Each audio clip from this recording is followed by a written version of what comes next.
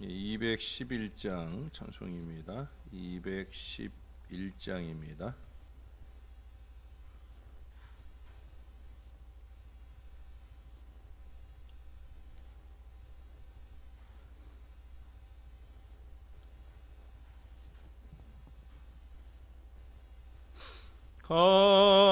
값비싼 향유를 주께 드린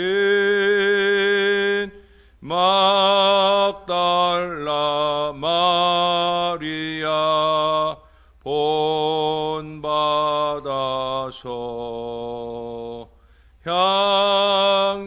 향기로운 산제물 주님께 바치리. 사랑의 주 내 주님께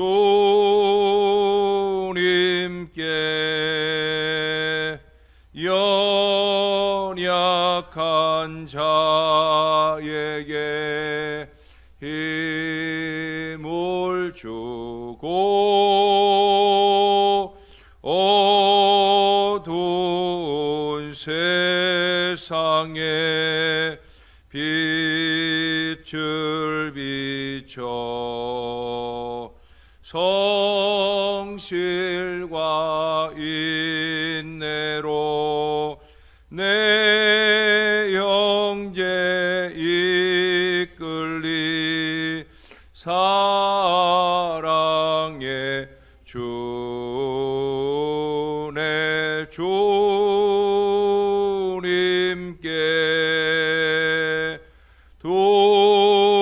두려운 마음에 소망 주고 슬픔에 쌓인 자 위로하며 길 잃은 자들을 친절히 이끌리. 사랑의 주 내 주님께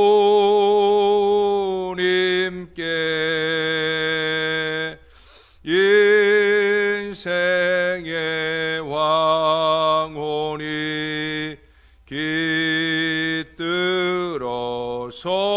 깃들어서 이 땅의 수고가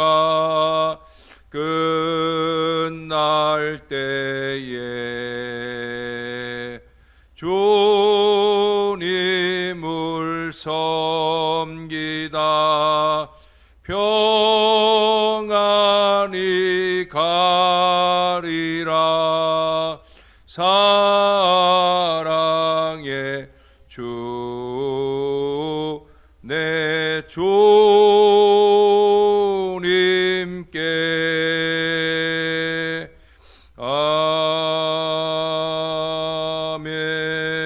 아멘. 그 다음 찬송 한 장 더 합니다. 212장 찬송입니다. 겸손히 주를 섬길 때 괴로운 일이 많으나 구주여 내게 힘주사 잘 감당하게 하소서. 인자한 말을 가지고 사람을 감화시키며 갈 길을 잃은 무리를 잘 인도하게 하소서. 구주의 귀한 인내를 깨달아 알게 하시고 굳건한 믿음 주셔서 늘 승리하게 하소서.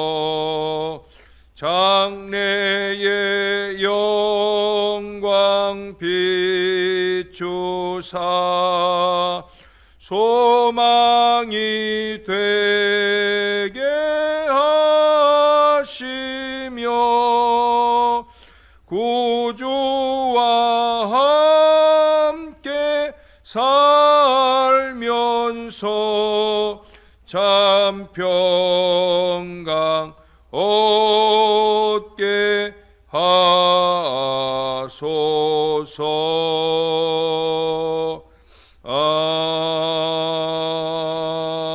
아멘. 기도하겠습니다. 사랑의 주님, 언제나 주님께 배우며 살기를 원합니다. 주님께서 우리에게 겸손을 가르쳐 주시고, 주님이 우리에게 인내를 가르쳐 주시고, 주님이 우리에게 주님의 길, 하나님의 길을 보여주시사 우리가 가야 할 걸음을 신령하게 걸어갈 수 있도록 은혜를 베풀어 주옵소서. 사람의 생각이 난무하고 세상적 사고가 넘쳐나는 때 주님의 이 교회를 거룩하게 진리 가운데 지켜 인도해 주옵소서. 특별히 금번 주일에 중요한 일을 앞두고 있사온데 우리 주님이 함께 하시사 오늘 우리가 부른 찬양의 고백이 자기의 삶이 되는 겸손한 주의 일꾼들이 잘 세워질 수 있도록 은혜를 베풀어 주옵소서. 여기가 교회인 것을 잊지 말게 도와주시고 온 교인들이 참으로 믿음 위에 신령하게 서 있는 하나님의 사람을 세울 수 있도록 은혜를 더하여 주시옵소서. 오늘도 강영희 집사님 하나님 앞에 귀한 예물을 올려드립니다. 사랑하는 아들의 건강의 회복을 위하여 또 이 교회의 아름다운 여름 행사를 위하여 예물 올려드리오니 기쁘게 연락하시고 하늘 아버지 신령한 복으로 치유의 큰 역사와 은혜로 주님이 더딥혀 주시옵소서. 감사합니다. 예수님 이름으로 기도합니다. 아멘. 오늘은 다니엘 4장의 말씀으로 가겠습니다. 다니엘 4장 말씀은 전체를 다 오늘 본문으로 보겠습니다. 1절부터 마지막 37절까지가 본문인데 앞뒤만 좀 읽겠습니다. 먼저 1절에서 3절까지만 먼저 보고요.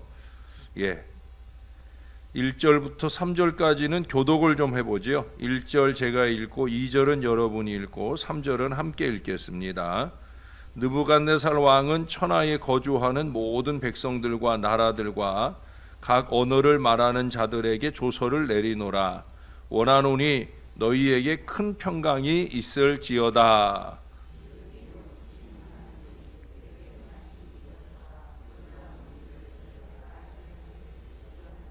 참으로 크도다 그의 이적이요 참으로 능하도다 그의 놀라운 일이요 그의 나라는 영원한 나라요 그의 통치는 대대에 이르리로다. 아멘.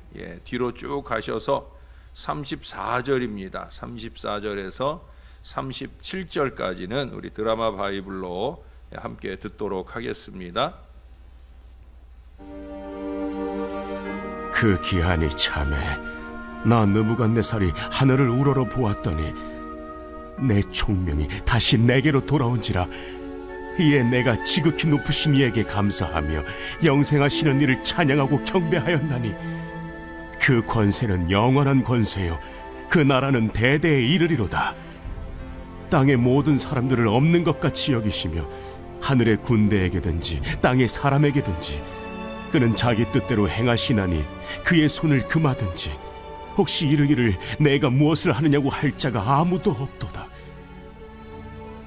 그때에 내 총명이 내게로 돌아왔고 또 내 나라의 영광에 대하여도 내 위엄과 광명이 내게로 돌아왔고 또 나의 모사들과 관원들이 내게 찾아오니 내가 내 나라에서 다시 세움을 받고 또 지극한 위세가 내게 더하였느니라.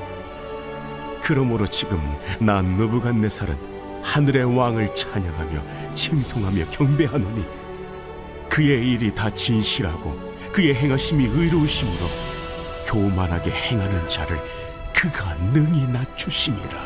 아멘. 예.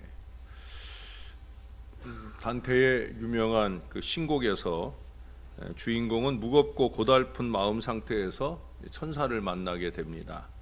이 천사가 날개로 그의 이마에 붙어있던 교만의 표시를 씻어주자 그는 온몸이 가벼워졌다 하는 이야기가 나와요. 단테는 인간적 교만으로부터의 해방이 곧 구원이라고 보았습니다. 그렇습니다, 여러분. 교만을 벗어나는 것이 곧 구원의 출발점이라는 거예요. 오늘 느부갓네살을 통해서도 우리가 그와 같은 사실을 깨닫게 되어집니다. 오늘 본문에도 두 사람이 등장을 합니다. 한 사람은 겸손의 대명사 다니엘이에요.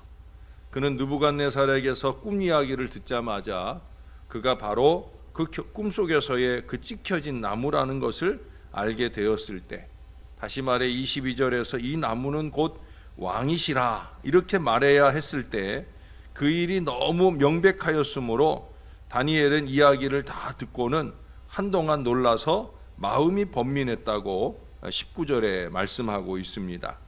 그는 위대한 왕에게 그처럼 엄청난 심판이 임함에 대해서 놀람과 경악을 금치 못했습니다. 전혀 흔들릴 것 같지 않은 나라의 왕이었기에 그런 점에서 그의 앞에서 이 해석을 말하는 것이 참 두렵고 떨리는 일이 아닐 수 없었다는 거예요. 그러나 동시에 그는 이 비극적인 소식을 왕에게 전해야 할 사람이 바로 자기 자신임을 깨닫게 되었을 때 크게 당황하지 않을 수 없었으면서도 인간적으로는 말하고 싶지 않았으면서도 아니 그 꿈의 해석을 안 것이 후회될 정도였음에도 불구하고 그는 선지자로서 하나님이 그의 마음에 주신 바 그 왕의 꿈에 대한 해석을 그는 풀어 말하게 됩니다. 말하지 않을 수 없는 거예요. 왜 그렇습니까? 그게 하나님의 뜻이기 때문입니다. 자기 멋대로 그것을 거부할 수 없는 일이에요. 겸손한 다니엘은 자기 마음대로 사는 사람이 아니기 때문입니다. 하나님의 뜻대로 데오 볼렌테, 그는 그 믿음으로 사는 사람입니다. 마치 하나님의 꼭두각시처럼 사사로운 감정을 뒤로하고 순종하여 말합니다. 그의 입술에 넣어진 하나님의 모든 언어를 있는 그대로 쏟아놓는 일을 그는 절대 거절하지 않는다라고 하는 거예요. 여기 27절에서 경의와 겸손함을 표하며 참으로 겸손하게 조언의 말을 더하고 있어요. 왕이여, 내가 아뢰는 것을 받으시고 공의를 행함으로 죄를 사하고 가난한 자를 긍휼히 여김으로 죄악을 사하소서. 그리하시면 왕의 평안함이 혹시 장구하리이다. 다니엘은 느부갓네살에게 그의 불안함을 씻기 위하여 물리적인 치료가 아니라 자신의 죄를 회개하고 속할 것을 간언하고 있는 걸 봅니다. 그는 그의 신민들을 압제하였고 그 속국의 백성들을 불공평하게 다루어 왔어요. 그는 또한 가난한 자들에게 잔혹했습니다. 이 모든 것이 그의 힘을 과시한 교만 때문이라는 걸 느부갓네살은 알아야 하고 그것을 지금 다니엘은 회개하도록 촉구하고 있는 거예요. 다시 말해 겸손히 마음을 낮춰라, 그런 얘기입니다. 그리하시면 왕의 평안함이 혹시 장구하리이다라고 말하고 있어요. 어쩌면 이 다니엘 때문에 하나님께서는 29절 말씀에 보시면 12달을 참으시지 않았겠는가 하는 생각을 해요. 하나님께서는 그에게 회개할 기회를 무려 1년 동안 유예하고 주셨다는 거예요. 그러나 어리석게도 이 느부갓네살은 그 기회를 저버립니다. 다니엘의 이 사랑의 권면도 무시합니다. 30절을 보면 그는 화려하고 위풍당당하게 서 있는 바벨론 궁을 거닐었어요. 그는 바벨론에 있는 모든 것을 위대한 것이라 생각했는데 그 큰 바벨론은 자기가 능력과 권세로 건설하였다라고 생각을 한 거예요. 그야말로 자화자찬을 하고 있는 거죠. 그러나 사실 바벨론은 그가 태어나기 전 오랜 세대에 걸쳐서 건설되어진 나라입니다. 그는 마치 아우구스투스 케사르가 나는 벽돌을 발견했으나 그것으로 대리석을 남겼다라고 로마에 대해서 스스로 자랑했던 것처럼 이 느부갓네살도 자신이 그 모든 바벨론을 건설한 것처럼 그렇게 어리석은 자랑을 하고 있다는 거예요.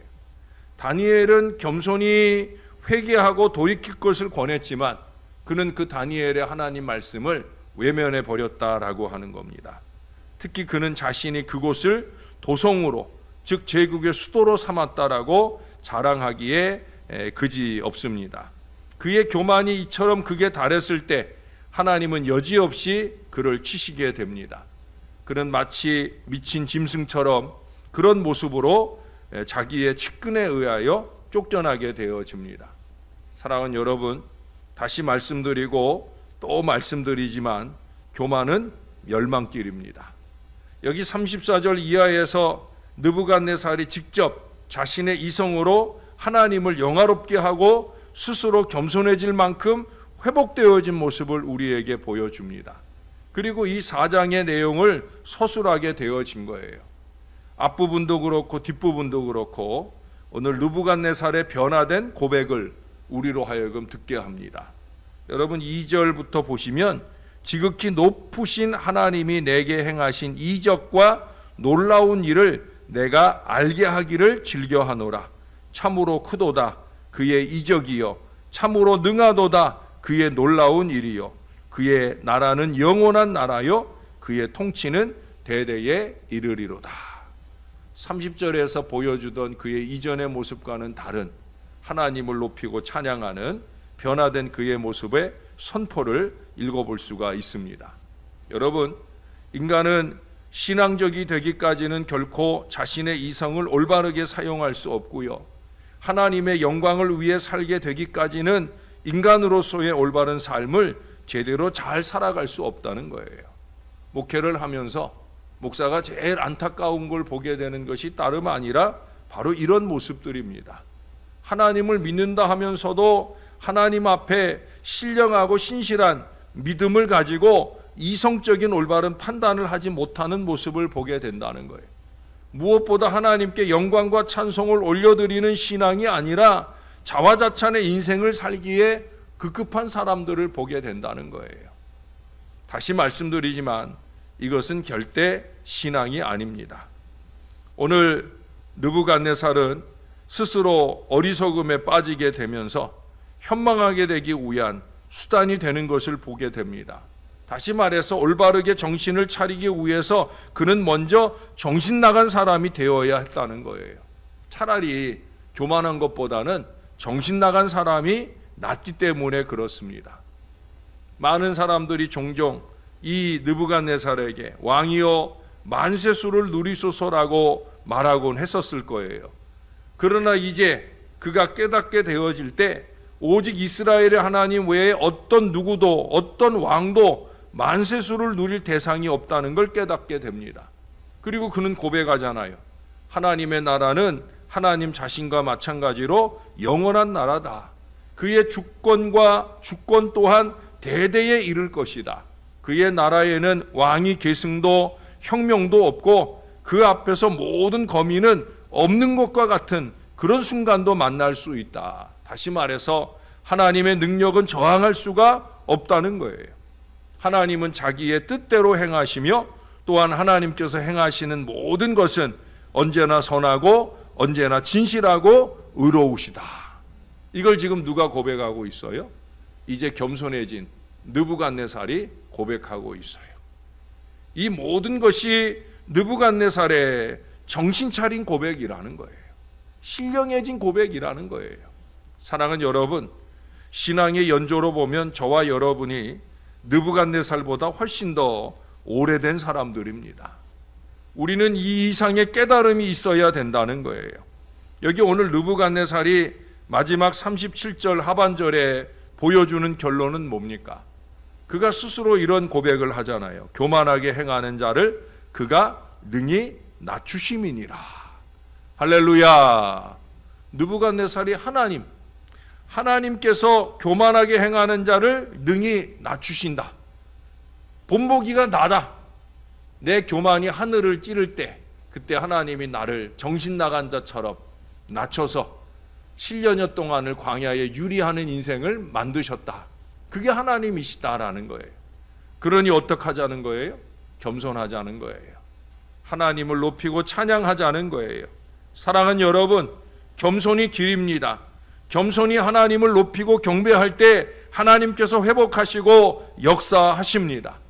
간혹 치병의 이적에 대해서 말씀드릴 때도 모든 치유 기도의 시작과 끝은 하나님께 영광, 찬양, 감사, 바로 이것을 하나님께 올려드리는 거예요. 거기서 역사가 나타납니다.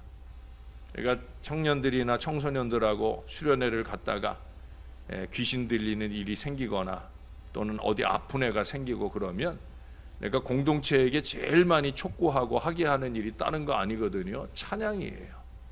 사단의 악한 역사는 찬양 앞에 물러갑니다. 우리는 그렇게 찬양하며 하나님을 높일 때 그 높아지신 하나님이 말로 할 수 없는 은혜를 베풀어 주시는 놀라운 체험들을 하게 되어진다는 거예요. 그래서 저는 하나님께 영광, 정성된 찬양을 늘 강조하고 실천하려고 노력합니다. 그게 제일 으뜸된 겸손이에요. 겸손 말하지만 겸손 다른 거 없어요. 찬양하는 그 자리, 나의 찬양을 최선을 다해 올려드리고 내게 일어난 크고 작은 많은 일들로 우리 하나님께 영광을 올려드릴 줄 아는 것, 그것이 바로 겸손입니다. 그러나 우리는 많이 찬양하는 자리에서조차 자기를 드러내려고 하는 어리석음을 범할 때가 많이 있습니다. 찬양하는 자리에서조차 영이 깨어있지 못하는 안타까움을 보게 될 때가 많이 있습니다. 사랑하는 여러분, 더욱더 겸손한 신앙으로 하나님의 역사를 많이 체험하시는 주의 자녀들이 다 되시고 뿐만 아니라 하나님께 찬양과 영광을 올려드리고 아름다운 신앙 백성들이 다 될 수 있기를, 근본의 공동의회를 통해 세워질 일꾼들은 그런 겸손한 하나님의 사람들이 세워질 수 있도록 위에서 기도해 주시는 복된 주의 자녀들 되시기를 예수님의 이름으로 간절히 축원합니다. 기도하겠습니다. 좋으신 아버지, 우리는 늘 어리석습니다. 하나님이 다 하시는 일인데, 하나님이 다 해주셔야 되어질 일인데 우리는 인간적 술수로 일을 만들어 보려고 이 어리석은 머리를 쓸 때가 얼마나 많은지요. 하나님이 하십니다. 항상 이 사실을 놓치지 않고 하나님이 하나님의 뜻을 펼치실 수 있도록 그 겸손한 도구가 되기를 위해 무릎 꿇을 수 있는 하나님의 사람들이 늘 될 수 있도록 도와 주시옵소서. 하나님, 우리의 마음을 낮추어 주시는 하나님이 되게 하시고 하나님께서 그와 같은 은혜로 통하여 우리의 미래를 또한 책임져 주시는 놀라운 은혜가 힘있게 나타나도록 역사를 더하여 주옵소서. 다시 한번 더 겸손해지기를 결단합니다. 다시 한번 하나님만 높이고 경배하며 찬양하고 감사하며 살기를 소원합니다. 주님이 도와 주옵소서. 이제 드디어 오늘 두 분 전도사님, 아버지 하나님 목사고시에 임하게 됩니다. 아침 이른 시간부터 하루 종일 시험 치러내는 모든 시간 동안에 주님께서 청명한 마음을 주시고 그 모든 시험에 임할 때 하늘의 지혜와 능력으로 좋은 결과를 향해 힘있는 다름박질을 이어갈 수 있도록 은혜를 베풀어 주옵소서. 무엇보다 이들의 마음 가운데 겸손한 마음을 주셔서 하나님의 종으로 아름답게 훈련되고 자라가도록 은혜를 베풀어 주옵소서. 주님께서 영광 받으시는 이들의 미래가 되고 우리 신월 제일교회의 미래가 되기를 원합니다. 겸손한 사람, 기도의 사람, 신령한 사람들을 더하여 주시옵소서. 감사드립니다. 예수님의 이름으로 기도합니다. 아멘.